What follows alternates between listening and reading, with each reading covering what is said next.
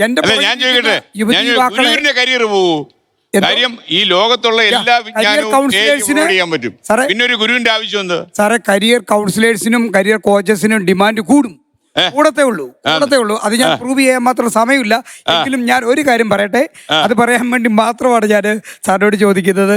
മറ്റൊന്നുമില്ല, തൊഴില് എന്നുള്ളതാണ് നമ്മുടെ പറഞ്ഞു വരുമ്പം പ്രധാനപ്പെട്ട പോയിന്റ് എയുമായിട്ട്. അങ്ങനെയെങ്കിൽ there is no unemployment sir, unemployability മാത്രമാണ് ഇവിടെ ഉള്ളത്.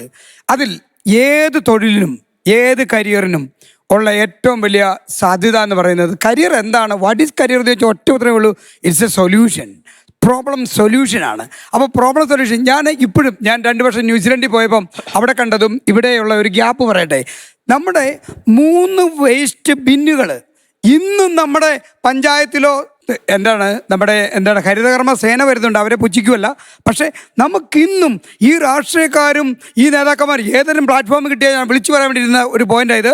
അതായത് നമുക്ക് ഇവിടെ തൊഴിൽ, നമ്മുടെ കോളേജിലൊക്കെ പഠിക്കുന്ന degree first year second year ഒക്കെ പഠിക്കുന്ന, ഇപ്പോൾ 4th ഇയറും കൂടി ആയി ഓണേഴ്സ്, ഇവർക്കൊരു പാർട്ട് ടൈം ജോലിയായിട്ട് കൊടുത്താൽ പോലും വൃത്തിയുള്ള രീതിയിലുള്ള ഒരു വണ്ടിയും സംവിധാനം ഒരു കോളേജിന് കൊടുത്ത് ഇവരെ ഈ വേസ്റ്റ് മാനേജ്മെൻറ്റ് അതിന് താല്പര്യമുള്ളവരെ നമുക്കിന്നും അതൊക്കെ ഒരു സൊല്യൂഷനല്ല.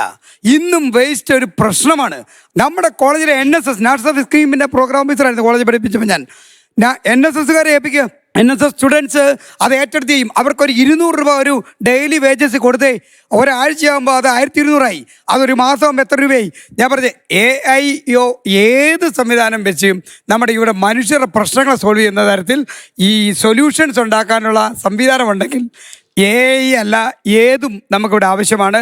പക്ഷേ കുട്ടികൾ ഒരേ ഒരു കാര്യം കൂടെ പറയുന്നു, ക്യാമ്പസുകളിൽ എല്ലാ ക്യാമ്പസുകളിലും 2 ദുരന്തമുണ്ട്. അത് കുട്ടികൾ തിരിച്ചറിയണേ. അഡിക്ഷനും അലസതയും. അലസതയെ നമുക്ക് ലേസിനെസ് എന്ന് പറയാം. അഡിക്ഷൻ ഈ പറയുന്ന നമ്മൾ ഉപയോഗിക്കുന്ന എല്ലാ സിസ്റ്റവും അഡിക്റ്റീവായിട്ട് പോകും. അത് പ്രൊഡക്റ്റീവായിട്ട് പോകണം.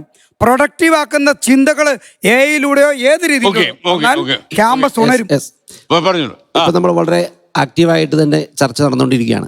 പക്ഷെ ഇപ്പോഴത്തെ ജീവിത സാഹചര്യത്തിൽ കേരളത്തിലെ മലയാളികളുടെ ഒരു ആവറേജ് ജീവിത നിലവാരം വെച്ച് നോക്കുകയാണെങ്കിൽ തീർച്ചയായും ഈ AI നമ്മുടെ ഭാവിയിൽ ഒത്തിരിയേറെ വിപ്ലവാത്മകമായ കാര്യങ്ങൾ ചെയ്യും എന്നുള്ള വസ്തുതനിഷ്ഠമാണ്.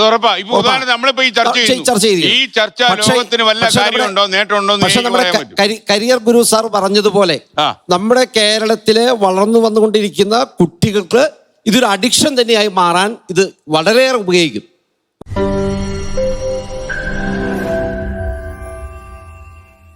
ലോകത്തെവിടെയായാലും ഏത് സമയത്തും 24 വാർത്തകളും ഓഗ്മെന്റഡ് റിയാലിറ്റി പാക്കേജുകളും എക്സ്പ്ലെയിനറുകളും വിശദമായി കാണാൻ ഞങ്ങളുടെ YouTube ചാനൽ നിങ്ങൾക്ക് സബ്സ്ക്രൈബ് ചെയ്യാം.